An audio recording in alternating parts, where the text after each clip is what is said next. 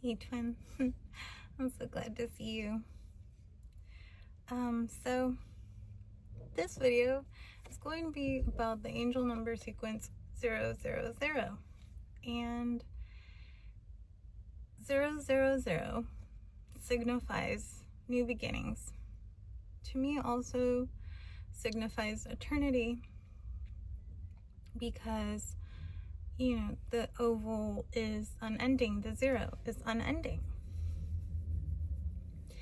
And 0 is source, 0 is 0 point energy, 0 is the void.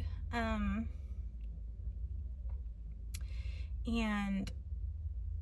it's just been a lot of different messages flying around, like different songs and things like that.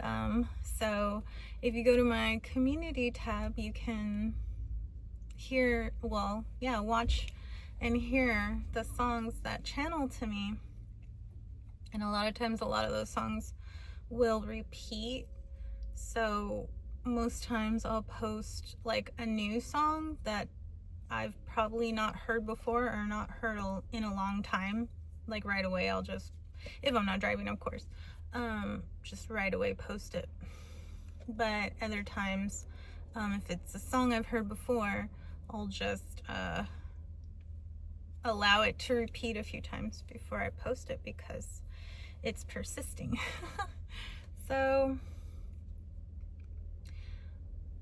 0 is also the Fool in the tarot, and technically it's non-existent. It's not, it's the beginning of the deck. It's the beginning of the arcana. But really, it's not considered, it's like, it's of its own. It's standalone card. Thank you, universe. So I want to talk about how the Fool aligns with the energy for the collective at this time. And I am recording this on the 9th, so it will post on the 10th. And 10s are all about cycles ending and cycles beginning because you have the 1 and the 0. And that's code. So it's just all here for us to guide. It's all here for us to guide us, to guide ourselves, to remember. So I had got a gel manicure about a few weeks ago, and the salon that I went to is it's like Avocado Heights area, but it says it's in La Puente. It's Avocado Heights area. And the salon was recommended to me by an employee at one of the stores there. So I went in, even though I had checked the Yelp reviews, and one person had said that it was disturbingly dirty there. And I was like, okay, I've been to some nail salons that, I never really did my nails except in high school. I would do them for like special occasions, like dances and things, but mostly I would just paint them. And then after I had kids, I stopped really taking care of my nails because I would only use regular nail polish and it would chip, and I didn't want it to get in the food or anything like that. And it just was also my lack of self-care at the time. So I wanted to get a gel manicure because I was going to a birthday party that day. And I went in and it didn't look, just basically don't go there, okay? So if you like, I'll link my Yelp review. You can read that. But basically, I paid for it. I didn't complain, even though I was burned and cut I didn't complain because the people that were there and the person that I am, if I had complained, it would have started a riot. It would have started a huge scene in there because there was just so many different things. And not that I'm afraid of confrontation or anything like that. No, I don't. I'm not gonna back down. But I know when to choose my battles.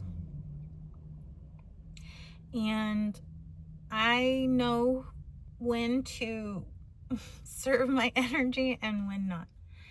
And I just, paid them, I tipped them, and then wrote the Yelp review because just to respond to others, let them know, hey, maybe consider somewhere else. But whoever goes there, maybe they're happy with it. Like, to each their own. But for me, I'll never go back there. So I wanted to take the manicure off, and at the event on Saturday, there was a vendor there who makes these really awesome nails, press-ons. She designs them herself. I picked up these really cute spiderweb ones. And I mean, I haven't used press-ons since I was a child, so using them now is super fun. Well, today at the office, I lost one. And I have no idea where it went. I knew it was coming loose. I could feel it because I didn't attach it properly. I didn't hold it down firm enough, I suppose, at the right angle. So it didn't adhere all the way, I guess. And I was gonna take it off, but I was putting away folders of fabric, and then I took my hand out the drawer and I was like, oh, it's gone. So I was looking, couldn't find it. I figured, you know what, if it's meant to, it'll come back to me. It's just stuff, right? So basically, I'm just gonna walk around looking like a fool until I come across another set that I like, or perhaps the nail will come back. Who knows? Whatever. It doesn't matter. As long as I know that I'm making these investments in myself to it's basically like following these intuitive nudges to make these changes, to work towards these goals that or standards that I had for myself a long time ago and let go. And now I'm picking them back up again. And I really do love how Melissa at Supercuts in Covina cut my hair, because she shaped it so nicely. Like, I haven't seen it this well shaped in a while. Like, pretty cool. So the other thing that I wanted to talk about is I kind of had like a really surreal experience on Sunday when I was gonna record that video. I went into a flame broiler to use the restroom because it was the nearest place, and the guy at the counter, he came out. He's a kid. He's like in his early 20s. He's like, oh, what can I get you? And I was like, oh, can I use the restroom? And he's like, yeah, go ahead. So I went to the restroom and I saw the sign said restroom for customers only. So I was like, okay, I'll get a drink. So I use the restroom, come out, and I go to the front, and he's standing there waiting, smiling, just like, oh, hey, can I get a drink? And he, just a soda. And he's like, yeah, sure. And then I went to take out my phone to do Apple Pay, and of course there's a sign right there that says cash only. And he's like, oh, it's cash only. And I was like, oh, dang, I don't have any cash on me. I'm sorry. I was, and he's like, oh, it's okay. I'll just give you the drink. And I was like, huh? And he's all, yeah, here, you want a large? And I was like, okay. I was like, wait, no, it's okay. Like, actually, I don't really want a soda. I was just gonna buy one because I saw that it said the sign that restroom was for customers only. And he's like, are you sure? He's like, you sure? And I was like, I'm sure. Well, okay. I go, the fact that you let me use the restroom is enough. And he's like, okay. And I turned around and walked out. And it was just like reminding me, as I was in there, I was like, is this like the Regina George treatment? I mean, I'm not calling myself a mean girl. I'm not calling myself any sort of like, you know, whatever. Whatever that, you know, character aligns with. But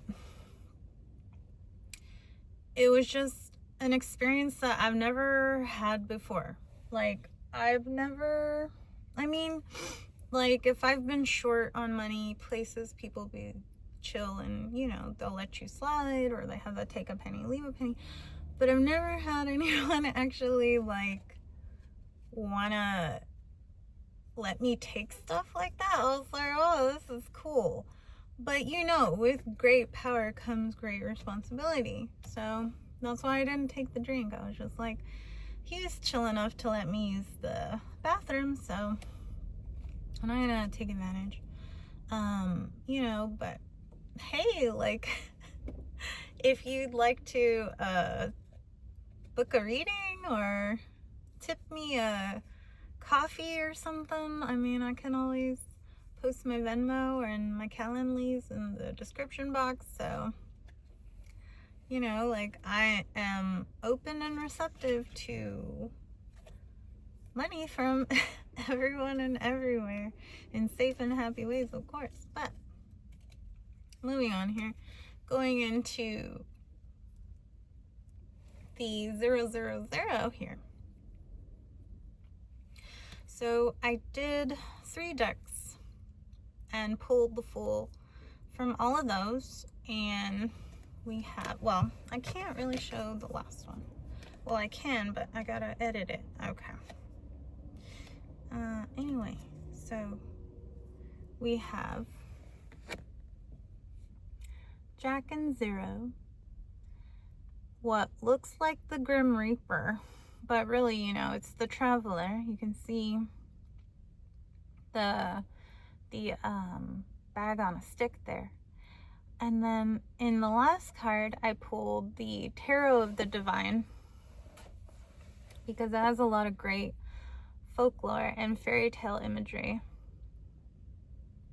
And I love to use it for just very playful energy in readings. And it's the Little Mermaid, or La Sirenita. And in Nightmare Before Christmas tarot deck, there's Jack, there's 0. Jack is off on his sojourn. He doesn't really know where he's going. He's more so taking a walk to clear his head, to gain a new perspective on his life, on his experience. And as he's walking through the wood there, he has no idea what he's about to come upon. He has no clue that what he's about to discover is the most amazing sights he's ever seen before. Not just even in Christmastown, but the fact that he stumbles upon the holiday doors. I mean, to me, it doesn't make a lot of sense, because wouldn't he have to walk out of the Halloween door to reach the circle of the holiday doors? But whatever. It's a kid's movie, right? So, he is just walking. He is being pulled toward this new adventure, this new discovery.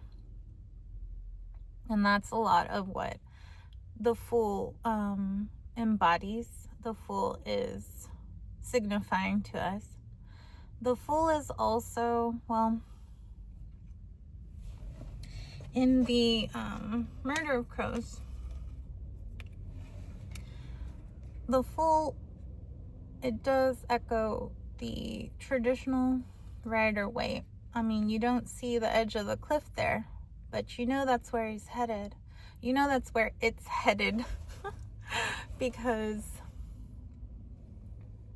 you've got the moon there per usual. So the Fool is about trusting your intuition to take steps towards the unknown, to take leaps of faith, to incarnate as well, because the Fool is 0 point energy before incarnation. And the Fool is naive. The Fool is curious. The Fool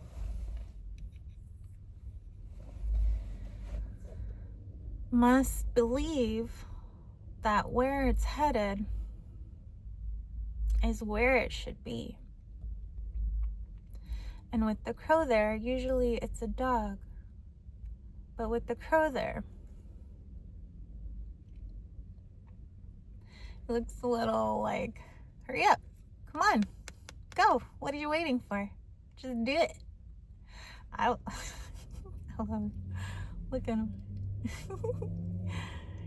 And this one's like, all right, you know, I'm going in my own time. So it's just super cool how so I had to go add some time to my dryers, but anyway, it's just super cool how the Fool also reminds us to just not take ourselves seriously. Yes, we are divine. Yes, we are reflecting the void, but it's also wise to remember that you don't know everything, but you're willing to be shown. You're willing to remember. That's the most you can do, literally. That's really all you can do. You're just a meat puppet. So with the last card, let me see how I can edit it with my finger here. Okay, so we have the Little Mermaid, and you've got all these fish here. And as I said in my last reading, fish are abundance, fish are prosperity. Well, I think it was the reading before last. And their intuition. They're also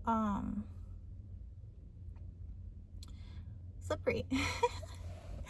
So, and so is the Little Mermaid. I mean, if we're just going off of the folklore,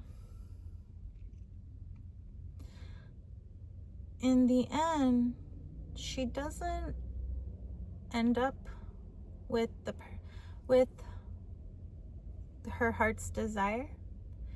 She ends up committing suicide and turning into bubbles. And in that, even, she is embodying the Fool, because she has all this longing and yearning and wistfulness about her, because she wants to be where it's not physically possible. And in a way, it is reminding me of this movie called Cool World. And I don't know if you've seen that movie before, but it came out in the early 90s. It has Brad Pitt and Kim Basinger. And so when Kim Basinger was on it, she was tip top. Well, she is tip top. I love Kim Basinger. But it's reminding me of how Hollywood longed and yearned to be 3D. So if you've never seen Cool World, I don't want to give it away, but there's a lot of themes in there that are aligning with the current energy of the collective. How we are breaking the fourth wall, how we are